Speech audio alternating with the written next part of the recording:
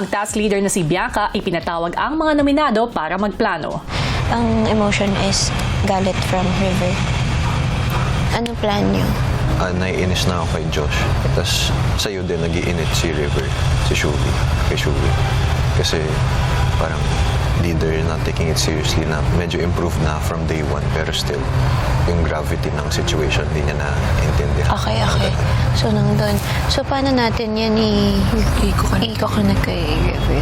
Siguro pag ganyan, I'd say habang nag-workout siya, pwedeng may aasar sa kanya. Ulit-ulitin na parang, bro, ayusin mo naman form mo, hindi tama yan.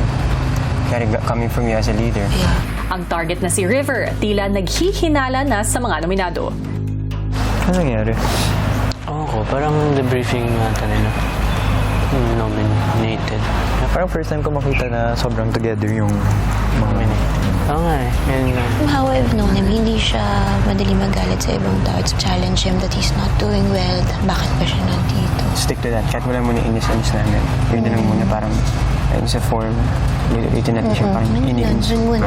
Hindi po kasi, I feel like River can also get mad when he's defending someone, especially kapag hindi fair yung decision. yung treatment. So that can be our second option. Kanino ba pinaka-soft ang heart niya dito? Feeling ko kasi. That can be our second Kasi option. pinipilit nila si Sai na mag-workout. So kukuha si Saan Papa. mo lang? Ikaw kukuha ng picture na Ikaw. ganun. That can be our first option. Yeah, After the workout. After the I'm gonna be a bee today. Si Bianca na malapit na kaibigan ni River, tila nakukonsensya sa kanilang gagawin. Oh my God, that's so